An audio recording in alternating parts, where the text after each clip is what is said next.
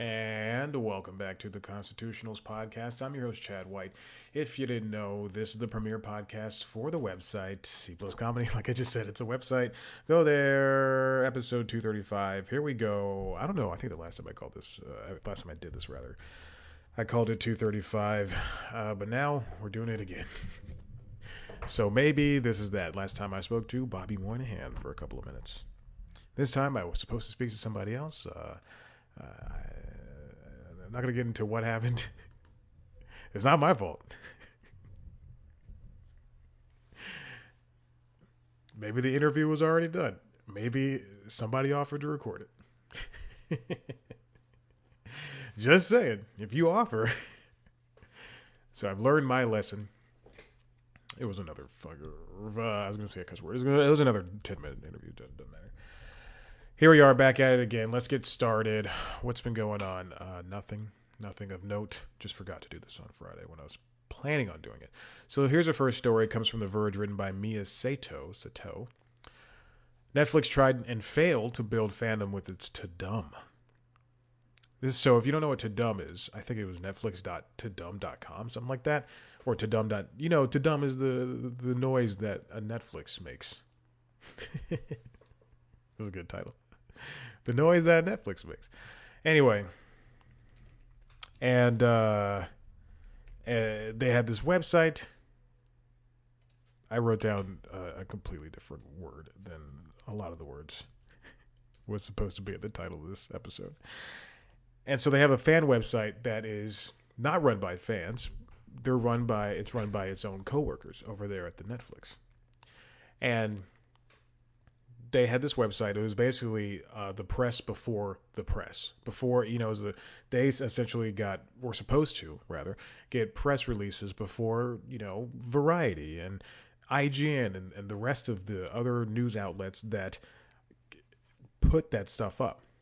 It was supposed to be all fan access. And, based on what has happened, it had two issues, and we'll get to that in a second. But here's what was going on. Netflix has been having issues with its subscriber counts, and it forecast the loss of subscribers that it had in the past quarter, and so I think what was it, like 200 million, something like that they lost or missed or whatever. Who knows? Who cares? Whatever. They topped out. Netflix is peaking, and people are either canceling or not signing up more. So Netflix had to cancel a lot of stuff. They canceled shows, sadly. They canceled animation projects, sadly. Even Meghan Markle's show that is yet to appear on Netflix was canceled. Pearl, I believe that's what it's called. And just turning myself up here in the audio form. So not only were Netflix's current and future projects messed with, they decided to do some layoffs at the Netflix site Tudum. Tudum. You know what I'm talking about? That's what it sounds like. Sadly enough, the website was launched just 6 months ago. It's a lot like the what other website? What's the one where they have like the top things that are on Netflix right now? It gives better metrics. I think that was launched within the year as well. And was supposed to be a place for bonus content as well as this press release stuff and interviews and everything. And now it's not.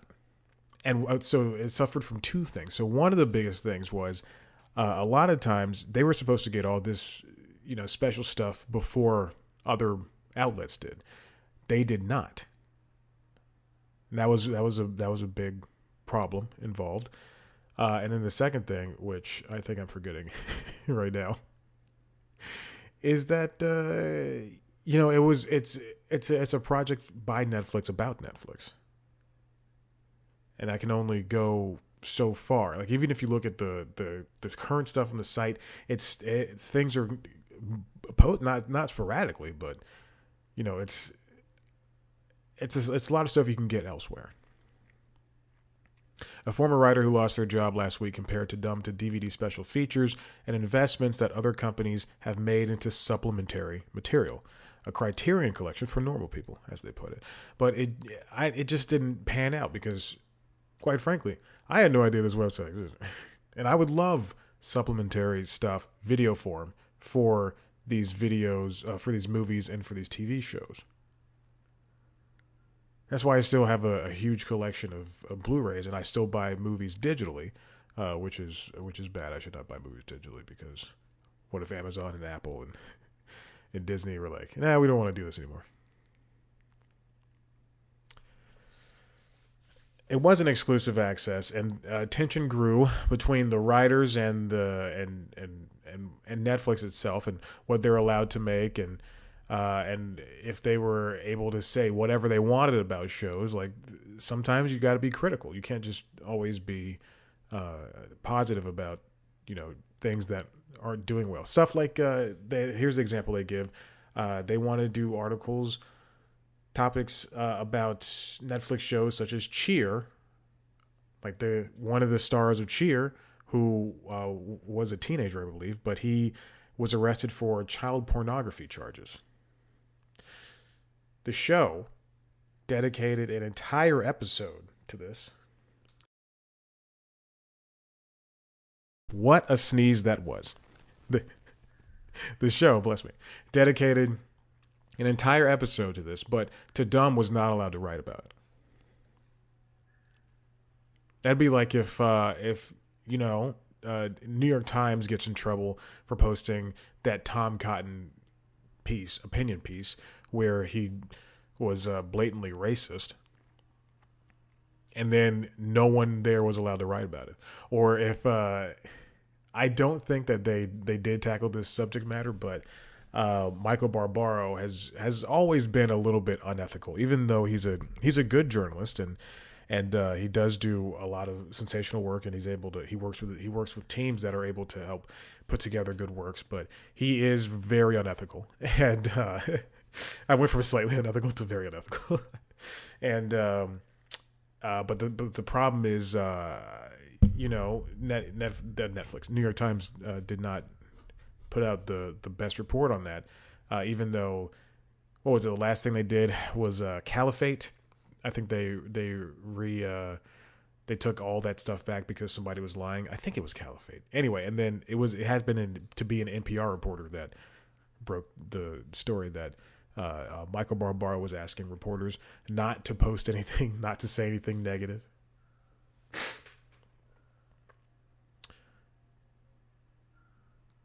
What's going to happen to Dumb?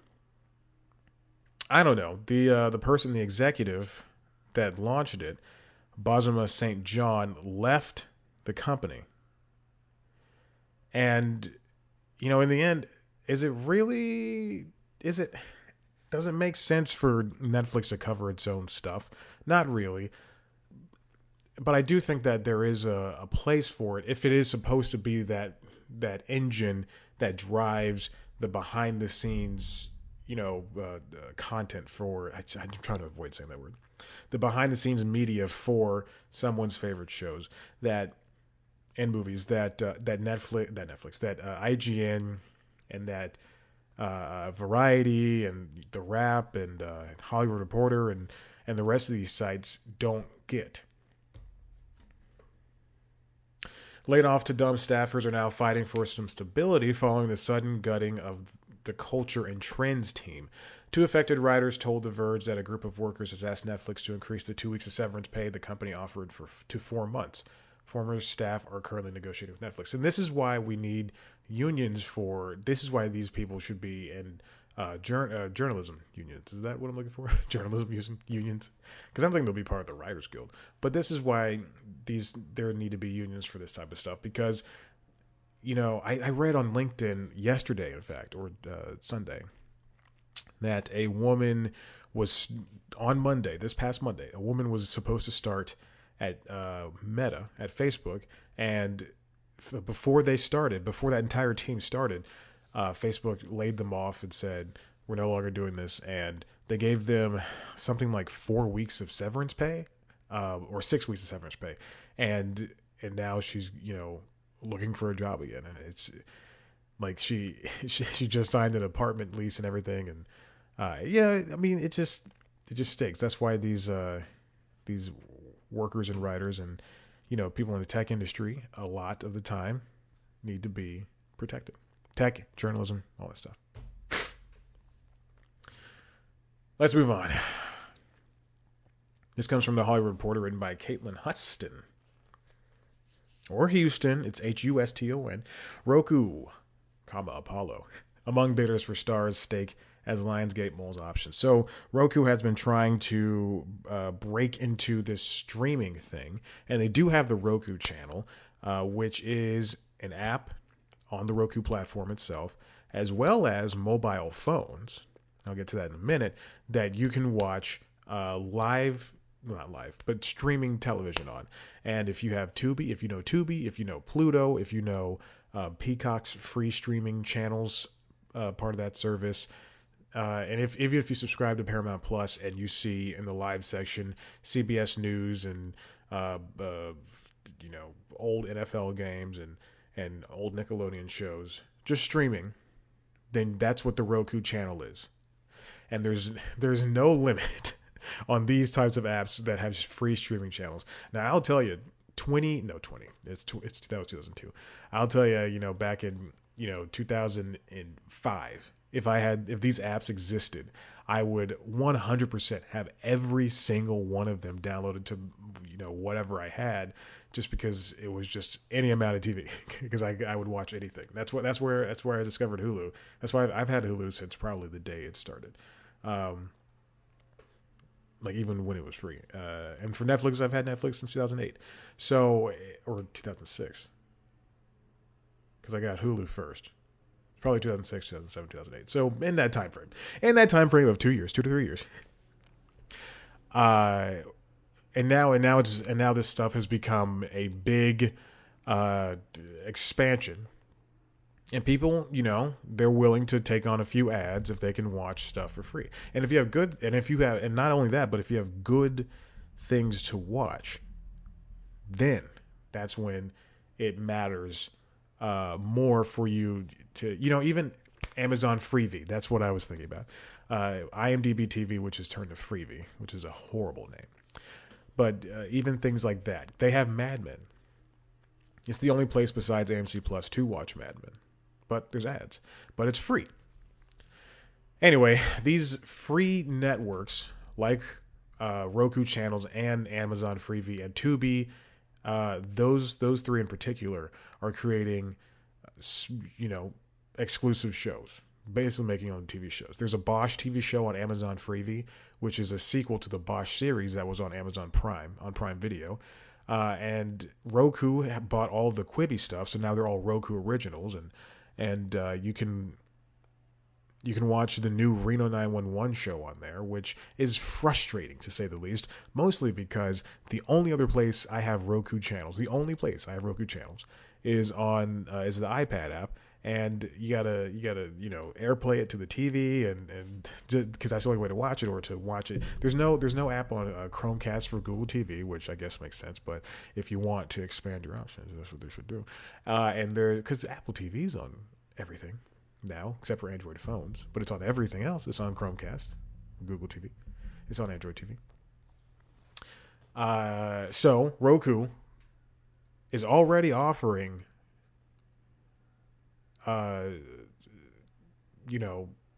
Showtime. And oh god, I believe they just added Discovery Plus. So you can subscribe to those streaming platforms within Roku, but also have those next to Roku's channels options. And now Roku wants to take on a little bit of Starz. Lionsgate has not been doing too well with Starz, because Starz is kind of like the little cousin of what Lionsgate has also. Lionsgate is the TV / movie studio, mostly movie studio, and they're exploring. Starz is the pay TV channel that had American Gods, that was canceled, that had The Girlfriend Experience, which I don't think is coming back, that had Vita, which I don't think is coming back. Just come on. Lionsgate is expected to explore a sale or spinoff. A sale order spinoff. Uh-oh, Johnny's here. Of STARZ, which it acquired for $4.4 billion in 2016.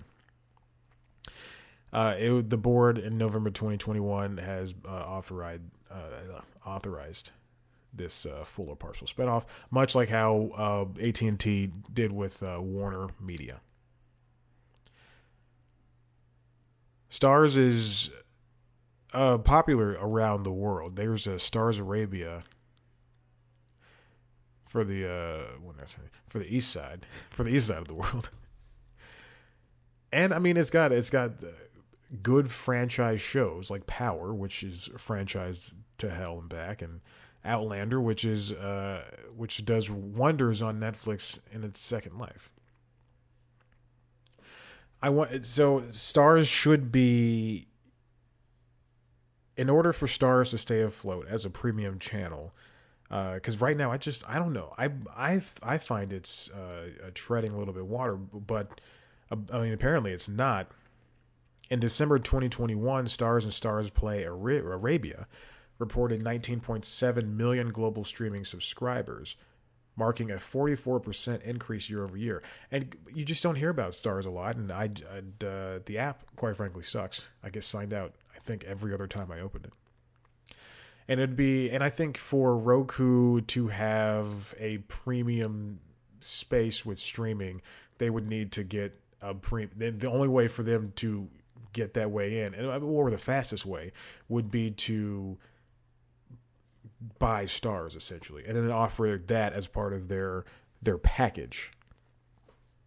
Because you can't subscribe to STARZ by itself without subscribing to cable. And, STARZ has the first run for Spider-Man movies, for Sony movies, for Spider-Man and Venom and the rest of the Spider Universe, or Spider-Verse, as they call it. And then they also have that deal that they bamboozled with Disney, where they get some of the Disney Plus stuff, because that's how contracts work. So this would be a very fast way for STARZ to jump into the premium space, if not beat, but go toe to toe with the likes of HBO Max, the likes of Netflix and Disney Plus and Hulu. Because when I think of premium in the streaming space, those are the companies I think of, and then Showtime and the rest. Not Peacock, although I would. Oh, and Paramount Plus, throw it up there too, because that's got it's got Halo, and it's got all that Star Trek stuff. Speaking of which, I saw the Strange New Worlds. My God, it's a wonderful show. So fun, so interesting. I really like that show. It had a better start than while I do like Star Trek Discovery, had a better start than Star Trek Discovery, because they finally are getting into the gist of it, and a faster start than Picard. Picard took me a couple episodes to get into. Okay. This next one comes from Variety, written by Jennifer Moss and Joe Otterson. By the way, I no longer, I don't know if I said this last time, I no longer have to turn off the camera anymore, because I had to Google and do some deep Googling and find out what the problem was with the camera, with the Canon cameras, where they shut off when you set it to don't shut off, when you use it as a webcam or whatever. You have to set it to 1 minute, and it just keeps running now. Anyway, okay, so Warner Bros. Discovery is getting rid of scripted shows over there on TNT and TBS. They say they're pausing, and they're going to find $3 billion in cost savings across the new company in the post-merger era. The problem is the shows that are on there that were still running, I didn't think they have, first of all, any idea. This is a lot like CNN Plus, where things were just canceled. Things CNN Plus, where CNN Plus was just canceled and nobody knew about it. But I don't think they were warned, and I don't think that these shows have anywhere to go. I don't know, because there are some great shows on TBS in particular. The Last OG canceled, Miracle Workers canceled, Chad Up in the Air, and American Dad, which was renewed for 2 seasons, and that's an animated show. And quite frankly, I think that show was doing well for them. American Dad, in particular, American Dad moved from to TBS from Fox in 2014, and they have 2 more seasons. So, and the second season of Chad is premiering in in July or August. They just moved it. Oh, Miracle Workers wasn't canceled. They ordered a 4th season in November, but Last OG was definitely canceled, and apparently they had known for a long time. I like each and every one of those shows. In Snowpiercer on TNT, because Claws ended its run and Animal Kingdom's coming to an end. So I think those are the last 3 scripted shows. I like these shows. I haven't seen Snowpiercer, but it is something that I'm interested in because I really like the movie. It's one of the only Chris Evans projects I liked, and it's very true. And that, not another teen movie. What else? I like Knives Out. It was fine. But the solution would be to move I love American Dad. I love it so much. I watch it all the time. But the solution would be to move those shows to other networks. But the problem is to move it to streaming. And the problem is streaming will only, they expect certain milestones out of streaming, and not just them, not just Warner Bros. Discovery, it's everybody. It's Disney Plus, it's Netflix in particular. They expect very certain milestones.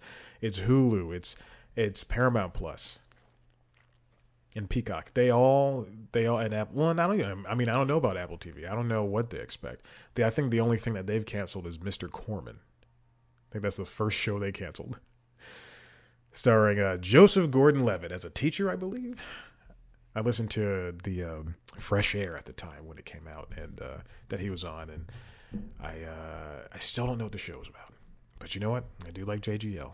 He's in my favorite Christmas movie, which is The Night Before. I watch it every year, and and every time I sit down and watch it, I go, God, I gotta watch this again. And every time by the end, I'm like, this is the greatest Christmas movie in the world. Very true. So the answer for this would be to move Chad and Miracle Workers over to HBO Max. The same thing that Comedy Central did with Awkwafina is Nora from Queens and the other 2. However, and Southside. However, I know Southside has done wonders for HBO Max. I think that they really liked it. I think that it's renewed. But the other 2 we haven't heard about, and Awkwafina's Nora from Queens we haven't heard about. And they have a label at the end of those episodes in the credits that says Comedy Central Original, because Paramount has specific plans for Comedy Central and for MTV, where MTV, I guess, is like the reality center, or the competition reality center, and VH1 is the regular reality center, and then Comedy Central in particular is the animated. They want to put all the adult animated shows on there. So they have no room for scripted stuff over there. Yeah, and American Dad goes to Adult Swim. I think that would be the best idea, because after American Dad has a new episode on Monday on TBS, it typically goes to Adult Swim the following Monday at 10 o'clock. Same time, same place. Different place. To find $3 billion in cost savings is going to be rough.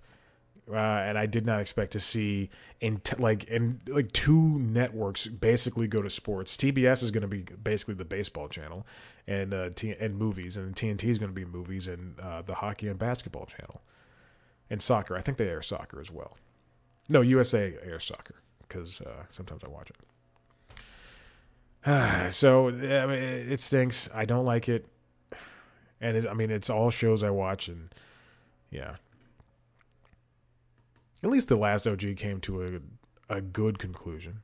I don't think there was a cliffhanger like there was the last season. Anyway, this one comes next from The Wrap, written by Sharon Knoll. The problem with Jon Stewart has a problem with ratings. Well, I was just talking about Apple TV Plus not doing not doing what they want.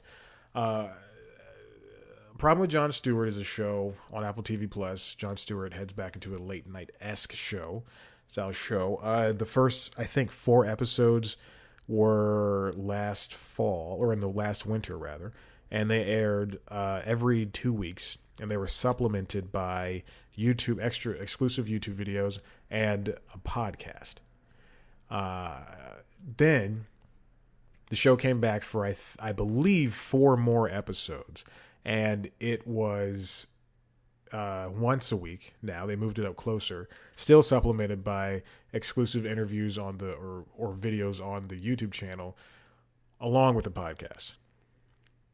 Now, in theory, for a show like this, The Problem with Jon Stewart, where it takes one issue and it just extrapolates and expands it and provides media and interview, and they have they do like a 20-minute preamble or regular amble. They do like a 20-minute thing where they talk about the story, and then they do like another 20-minute thing where they have a panel and discussion about it. And in theory, all of that should really work together. The podcast, the show, the exclusive videos, the everything, the promotion they've been having for it.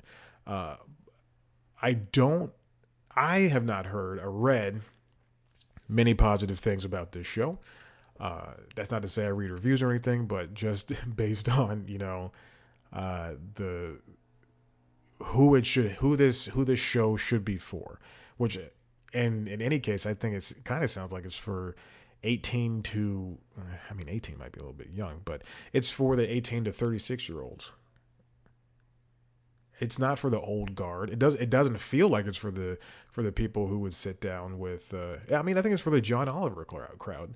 I think it's for, it's a little bit. It's more in depth than what you find on broadcast, but it's not as tight as what you would find with John Oliver's show. The talk show, let's get into the numbers, had 180,000 homes tuning in during its first week. And I was one of them because I did watch the first episode.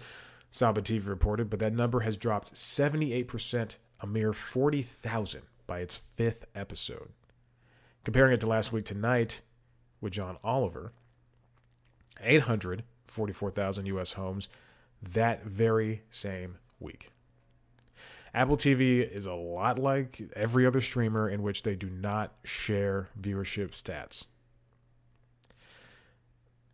They're excited about it. I guess Stewart's fans are excited about it, but it's a lot like I'm blocking my mouth as I talk. I don't want anybody to hear me. Oh my God. It's a lot like when Colbert started, when Colbert's show, The Late Show, his version of Late Show began.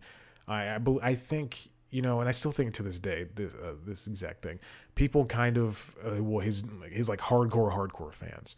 I think that they wanted something like his Colbert character from the Colbert Report, and that's this, and then when that show started, people were, that was kind of, and you can see it in Colbert. He's getting his feet wet, and he was show running the show, and the show suffered for that, and I also think that because he brought along his 50, 60-year-old writers to a broadcast platform. I also want to say that the Late Late Show, James Corden is leaving the show, and I am not joking. I want to campaign to take that slot. I'm not joking. I'll do that. I'll do it in a heartbeat, Paramount. I'll uproot my life. I got nothing here. Just let me and the cat. We'll drive on over there. Drive on over to LA. So, so I think that people. So what I'm saying is Colbert went in to the Late Show and people had an expectation for what it was going to be. And the same thing's going to happen for when Conan decides to come back to his show, to do a show on HBO Max or wherever it lands, probably HBO Max. And whatever it turns out to be, people are always going to be expectant of what it should be. Because Conan on TBS was not dissimilar from his short stint in the Tonight Show, which was not dissimilar from the Late Show, or Late Night. Excuse me, Jesus. When they came up with these titles, they should have come up with something different. So we have all of the streaming talk shows that were only on streamers, all hosted by white people and 3 women. I mean, there's more women hosting streaming late night shows than there ever were hosting regular late night shows. We got, well, no, actually, I think it's a tie because streaming late night shows, Norm Macdonald, Joel McHale, but then with Chelsea Handler, Michelle Wolf, and Sarah Silverman. But then for regular late night shows, it's Sam B, Lily Singh, and Busy Phillips, I believe. And then, I mean, maybe Joan Rivers, but I don't know if I really count that. I mean, we'll throw Joan Rivers in there. Okay, anyway. The sporadic schedule for Problem with Jon Stewart hasn't helped. Episodes originally dropped 2 weeks apart, and then when they returned in March, it then took off 4 months. And then in March, the episode switched to a weekly model. Apple is admittedly a much smaller platform than Comedy Central, which Stewart hosted Daily Show for 16 years. Where Stewart hosted Daily Show for 16 years. Cable has a base of about 70 million subscribers. Apple's is estimated to be about 12 million. Anyway, it's hard. It's hard. And dang, I don't think I have enough time. I wanted to get into maybe next time. We'll do it next time. Whatever. Who cares? But now let's go on to the bigger news of the late night too. James Corden said he's leaving the show.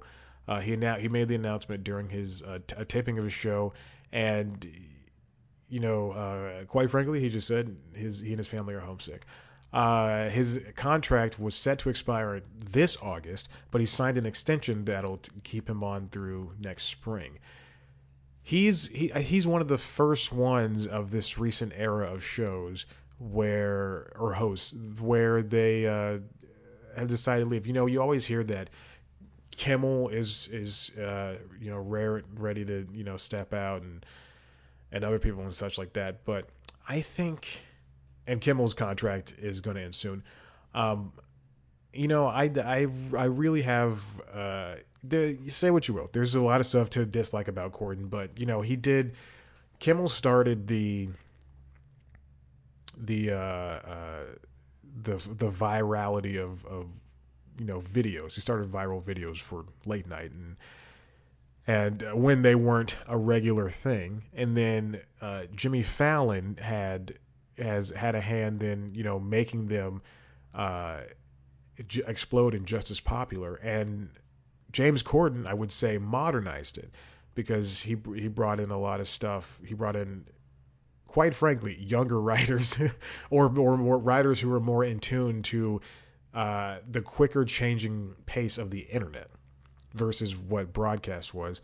Because if you watch like old Letterman clips, which I do, and watch old Conan clips, which I also do, and watch old Carson clips, if you even go back even further, it's kind of the same style of comedy. For if you watch Carson from the early run to the late side of the run, or if you watch Conan from, like I just said, he made basically the same show from late night to Tonight Show to Conan on TBS. It's an interesting kind of plateauing of evolution versus you see from when Kimmel started to when Fallon switched over to Tonight Show. I think that's really where it changed, and to where Corden came on the scene, and he just kind of he made things on TV that were meant for the internet, the carpool karaoke stuff, which I don't know if the TV show on Apple TV Plus now, it moved from Apple Music to Apple TV Plus, which I don't know if it does well, but there you go. And now I think that networks are more reliant, broadcast networks in particular, are more reliant on the shows not just doing well on broadcast, but doing even more popular, doing better, doing even more better, doing better online. So if a clip, and YouTube in particular, it doesn't even have to be like, if they don't have to make TikTok videos, but if they can hit on a TikTok trend and then make that explode over on YouTube, that's where the ad revenue comes in. And yeah, so anyway, I never expected to see, in fairness, I never expected to see Corden even step into, wait out Stephen Colbert and then step into that late show. Corden has, he fits well into that 12:30 slot. Not as well as Craig Ferguson did. I mean, geez, Craig Ferguson was just a whole different beast. His show was anti CBS late night a lot of times in some cases.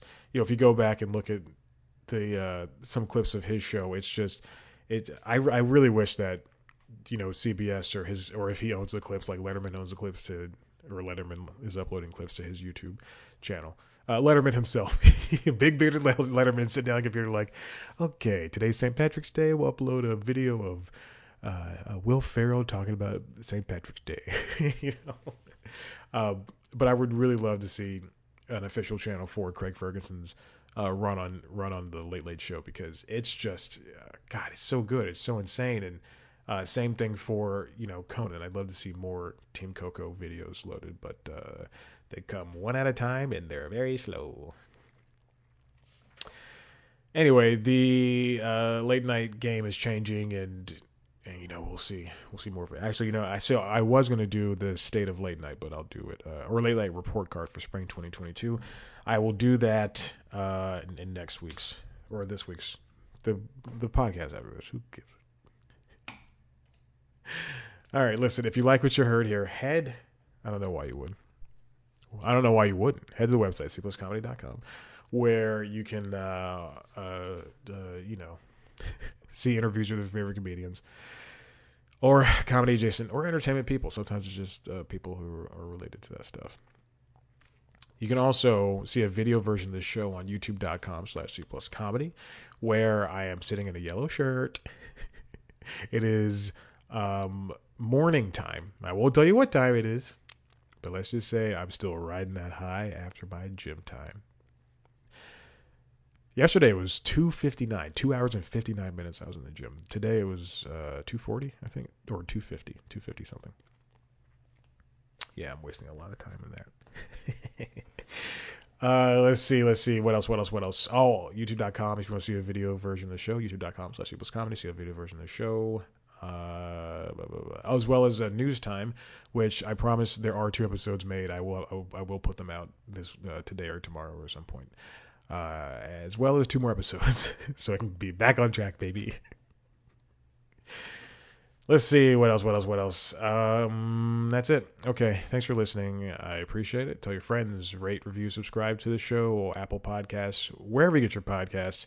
Instagram, Twitter @cpluscomedy, me on Instagram and Twitter @ChadBlackWhite. That's it. Goodbye.